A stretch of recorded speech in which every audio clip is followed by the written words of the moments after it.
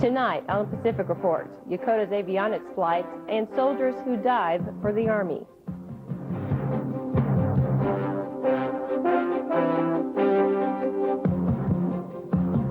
Good evening and welcome to Pacific Report. I'm Senior Airman Debbie Decker. The primary mission of Yokota Air Base in Japan is airlift. The base's C-130 cargo planes are able to take to the skies through the constant efforts of the 374th Maintenance Squadron. The organization is made up of smaller units that specialize on different sections of the aircraft. Senior Airman Sean Schroeder takes us to one of their shops. Every C-130 at Yokota depends on its avionics. These are electronic systems that make it possible for these planes to navigate and communicate. The unit that maintains these essential electronic components is the avionics flight. Everyone that works in this flight realizes how their job is critical to the mission. They realize that being in the Pacific Theater here and what our mission actually is, that just about every avionics system is critical. And if they do not turn a part out with a quality product and efficiently as possible, the mission may be aborted. Electronic systems must be repaired according to exact technical specifications. Mistakes could affect the mission and endanger the safety and lives of the crew. The airmen who make up this flight are technicians with extensive knowledge. Basically, what we have here is we have two career fields here in this flight. We have the guidance control career field and also the communications and navigations career field. And seeing there's so few people in this flight, what we've gone ahead and done, we've diversified. Most all of our members are cross-trained into both career fields. That cross-training makes Yokota's avionics flight unique in the Pacific. It allows the technicians to apply their knowledge so electronic systems can be repaired faster, saving the Air Force time and money. Senior Airman Sean Schroeder, AFN News, Yokota Air Base, Japan. For our military to perform effectively from the air, ground, and at sea, it takes a cooperative effort. The Navy works at sea, the Army sustains ground combat, the Air Force attacks from the air, and the Marines perform quick opening assaults. While this is basically true, there's always a situation where things overlap. There are some jobs that would seem to fall under another service, but don't. As Marine Corporal Josh Walker reports, there's a small group of soldiers who look kind of out of place in diving gear. Best known for their mission on land, these soldiers left their PDUs behind for wetsuits. There are about 100 of these soldiers in the Army with the designation as diver. Instead of building bridges, they might be blowing them up. They have a combat mission, but a lot of their time is spent on underwater construction and salvage. When ships deliver Army equipment over the shore, divers are there in case anything goes overboard. It might surprise you to see soldiers around ships and in the water, but they've done it for years. We've had divers before World War II. Army's best kept secret, of course. That's been said before. It's a pretty good field. It's kind of hard to get into, but once you get into it, it's very, very rewarding. Even though divers have been around for a while, their job is still unique. Divers are part of a team, but each individual works alone to accomplish a mission.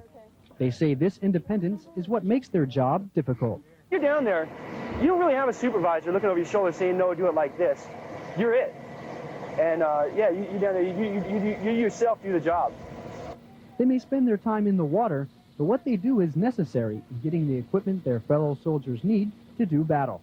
Corporal Josh Walker, AFN News, Busan Harbor, Republic of Korea. Up next, we'll find out how the Marine Corps trains their future leaders. Join us for a look at the Corporal's course and much more after this look at your Pacific weather forecast.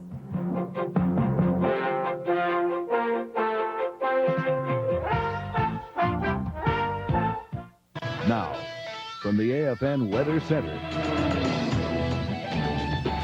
this is an AFN Weather Update. I'm Air Force Staff Sergeant Chan Weinmeister in the Air Force Weather Agency's AFN Weather Center. Typhoon Maggie continues to be a key feature for the next several days. Sustained winds from this storm are forecasted to be at 130 miles per hour by tomorrow, with gusts to over 160. The forecasted track has Maggie moving just to the south of Taiwan, and if you're in the path of this storm, please stay tuned to your local AFN radio station for the latest warnings and advisories. On tonight's forecast, the threat of thunderstorms continues throughout Vietnam, and we'll see rain along most of China's southeastern coast. Beijing can expect increasing clouds tonight as a frontal system moves into northeastern China. For South Korea, look for fair skies over most of the country with fog developing along the west coast. In Japan, most of the mainland can expect partly cloudy skies with a few lingering showers in the Kanto Plain. Tomorrow, a frontal system moving into the far east will bring a chance for thunderstorms into Vladivostok. Showers will move into the southwestern and central Japan tomorrow as a frontal boundary slowly moves to the north. We'll be keeping an eye on another area of low pressure in the South China Sea that is showing signs for potential tropical cyclone development. For the rest of the tropics, thunderstorms and rain showers continue throughout Indochina, Malaysia, and Indonesia. Down under, high pressure moving into Western Australia will push the frontal system into Victoria and New South Wales. Tonight we'll see thunderstorms once again in the Philippines with rain showers in Thailand and at Diego Garcia. Tomorrow, scattered showers will continue in the tropics, and we'll see fair skies for our featured cities in the outback. That's your update. I'm Air Force weather forecaster Chan Weinmeister in the AFN Weather Center. Last year, security people at the Misawa Exchange busted 28 people trying to steal from Army and Air Force Exchange Service facilities. Airman First Class Robert Grenens has more. We can get like 3 channels. Every day, people shop in base exchanges around the world. And when someone decides to steal something, store security is ready to bring the hammer down. Misawa's security team watches people all day, but some people stand out more than others. One security person who asked to remain anonymous says she knows what to look for. A lot of times there are people who come in who do things that might trigger us to watch them a little more closely. And these people we watch until we have no reason to anymore, and we just let them go. AFIS security members watched this young man for over 10 minutes to see if he was an impulse thief. They also research and watch for people they feel may be repeat offenders. The team is determined to catch all thieves no matter who does the stealing. If you've done it before and you're thinking about doing it again, just realize we are watching you. We will catch you. TJ feels Misawa's base exchange is more than a place of business. It's a responsibility. This is my house, and I need to protect it. And being here day in and day out to watch, what goes on, it gives me a sense of accomplishment when I know at the end of the day that, I've protected my store. Misawa's security team stopped watching this young man after he met up with his parents. If a person is caught stealing, the punishment varies depending on their age and whether or not they're on active duty. But no matter who gets caught, they must endure the embarrassment of security forces taking them out the front door and down to the station. Airman Robert Grenens, AFN News, Misawa Air Base, Japan. The transition from being a follower to taking a leadership position is challenging. The different military branches have schools to help with that transition. For the Marine Corps, there's the Corporal's Course. Tonight, Corporal Rob McCann takes us to Okinawa to see how the Marines train their future leaders with the Corporal's Course. Let's go! Deployed Marines have a busy training schedule and spend much of their time in the field. The jungle environment of Okinawa is a good setting to teach Marines small unit leadership in combat situations. But not everything about leadership can be taught in the field. That's why 1st Battalion 8th Marines decided to conduct a Corporal's Course while deployed here. The course teaches young non-commissioned officers how to be leaders. They need to know how to handle admin problems. They need to be able to counsel their Marines correctly. So I think it's imperative that every corporal goes through the course. The course is comprised of classes and discussions on Marine Corps leadership traits and principles. The students learn how to properly wear and inspect uniforms, and even have a class on how to conduct a class. The Marines also had a question and answer session with combat veterans. You gotta remember, when you're a leader, you're always busy. I'll take a lot more knowledge back to my team, and I'll let them know what I went through and what they can expect once they get promoted. Another emphasis of the course is close order drill. There's nothing more embarrassing than a corporal getting in front of his platoon, and he makes the Marines in the platoon feel embarrassed. Marines learn drill movements in boot camp, but the Corporal's Course is the first time they learn to lead platoons in drill. Gives you a chance to work with your peers a little closer, maybe actually lead some corporals instead of just leading lance corporals and PFCs. They graduated after 2 weeks, but what they learned will help them lead Marines throughout their military careers.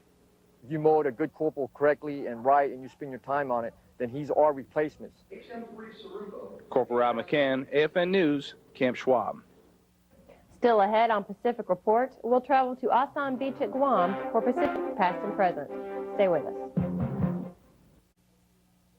Guam is a key staging area in the Pacific for U.S. forces.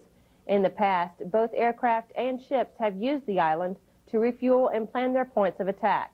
During World War II, the Japanese Imperial forces saw the importance of the location and took control from the U.S. Senior Airman Nate Allen takes us back to show us the U.S. forces' invasion of the island, which would later lead to a Japanese surrender of the island of Guam.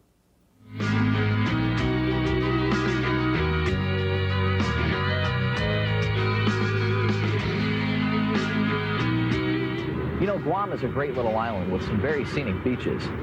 Most tourists come here from miles around, but they don't come in their bathing suits. They come here to observe the past. This beautiful seaside landscape is called Asan Beach. Nowadays, it may look very peaceful and serene, but it didn't look anything like this 54 years ago. On July 21st, 1944, Asan was a point of attack for U.S. forces as they began reclaiming Guam from the Japanese. The sandy shore was a great place for landing. The shallow lagoon made it easy for amphibious vehicles to bring troops ashore, and the flat crescent of land gave them enough space to regroup and defend the beachhead. The island meant a great deal to American forces. Not only was it a strategic point in the Pacific, but it was also the first U.S. territory to fall in the region. Now our boys were here to take it back. The fight wasn't an easy one. Before the ground battle, the Army Air Corps and Navy delivered 10,000 tons of shells and bombs in 17 days, making this the heaviest pre-invasion bombardment in the history of the Pacific. The Japanese still had a strong hold on Guam. The Imperial Army took advantage of the steep coral cliffs, giving them positions that were difficult to take.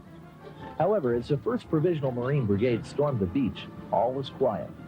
Mr. James Jones was in that brigade and explains what it was like before the landing. Well, we had just got through with the marshal operation, so we wasn't not knowing what we were going to do, what we were looking at. But you didn't give it much thought. And you gave much thought, then it made you nervous, and the less you could think about it, the better off you were. The Japanese waited, letting the ground troops come ashore to where they could surprise them, away from their ships. Minutes later, enemy mortar rounds came pouring down from the cliffs. We landed right here, and this was our right flank, and the Japs were on top of this hill right here, shooting down on us. The shots didn't go unanswered. While the Marines dug in, our ships blasted back in retaliation from the lagoon, sending many enemy soldiers running back into the jungle where they would later surrender. A whole day of fighting went by, and thousands of lives were lost on both sides. Within 2 weeks, the island of Guam was a U.S. territory again. Today, the area is a memorial park dedicated to those who made the ultimate sacrifice on this shore. If you look closely, you can still see some of the Japanese fighting positions in the cliffs. To get the overall feeling of what our men went through on the island, a trip to the beach is a must. And that's all for tonight's edition of our newscast. Have a good night. Pacific Report is compiled from AFRTS and Public Affairs news sources and is a production of Detachment 10 Air Force News Agency.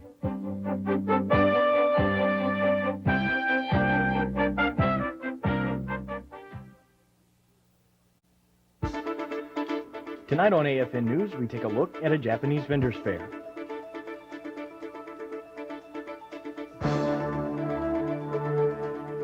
This is AFN News. Good evening, Yokota. Welcome to AFN News. I'm Navy journalist Jeremy Brooks.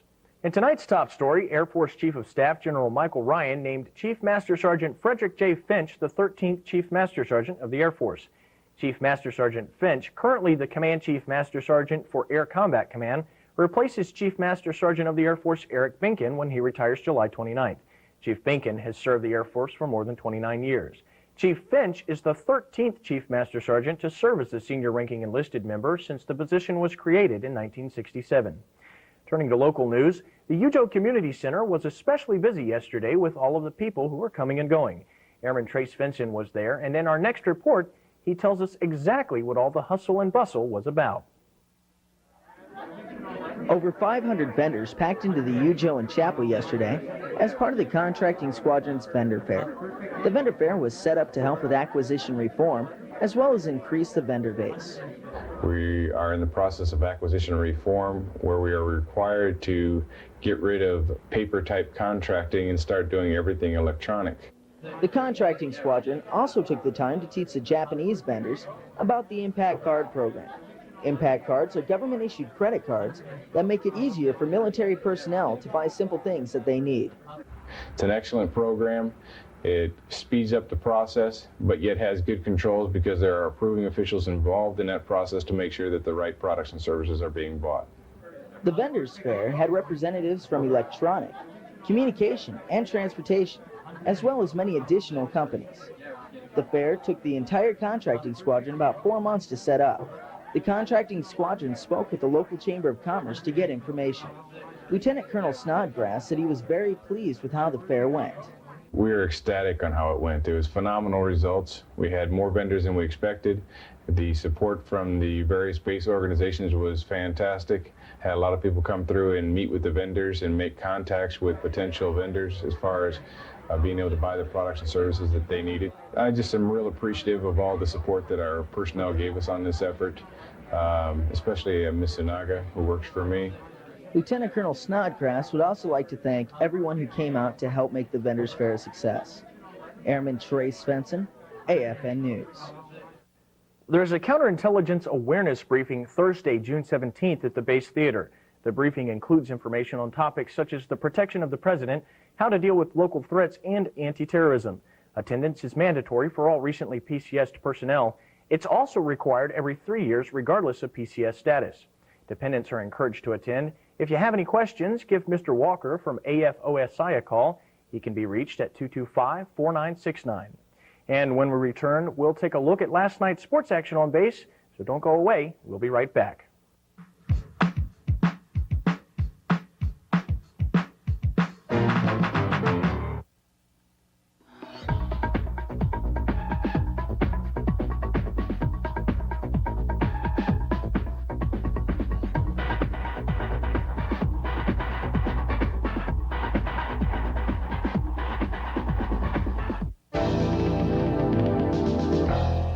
Here's a look at the headlines in your Saturday edition of the Pacific Stars and Stripes. Milosevic commits to peace. Serb troops will pull out of Kosovo, and bases begin distributing donor cards. And in sports, Karl Malone is the NBA MVP. You can find these and more stories in the Pacific Stars and Stripes.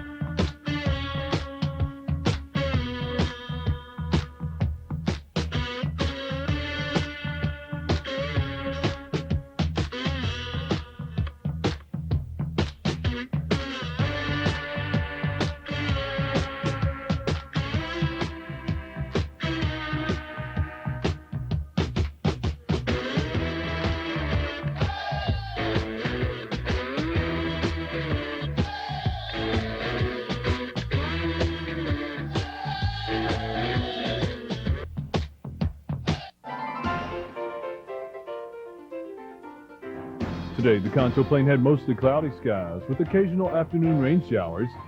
Yokota was the warmest at 81 degrees, and Fuji was the coolest at 75. Tonight, the skies will be mostly cloudy. Fuji will have an overnight low of 60 degrees. Atsugi and Zama will have 62. Yokota's overnight low will be 66, and Yokosuka will have 68. Tomorrow, expect mostly cloudy skies. Temperatures will range from 75 degrees at Yokosuka to 82 degrees at Atsugi and Zama. The Kanto Plain extended weather forecast calls for mostly cloudy skies with rain by evening on Sunday. Atsugi and Zama will be the warmest at 82, and Fuji and Yokosuka will be the coolest at 77. On Monday, look for cloudy skies with rain. High temperatures will range from 74 at Fuji to 81 at Yokota. And that's your Kanto Plain weather forecast for Friday, June 4th. Welcome back to AFN News. Now here's a look at last night's intramural sports action on base with Airman Trace Vinson. In softball action last night, the Comptrollers and DFAS team crushed the DECA team 15 runs to 4. The AFN freaked out a win against the Com Squadron's B team. That score was 8-7. The maintenance team came to play last night as they squashed the Civil Engineering Squadron's B team 18 runs to 3. Services and OSI got on the track together and beat a tough 630th AMSS A team in a high-scoring affair 21-19. What, no defense? And the 374th Air Wing team clobbered the 36th Airlift Squadron 16-6 in the over 35 action. USFJ's old guys sure put a whipping on the 374th maintenance team. That score was 24-3.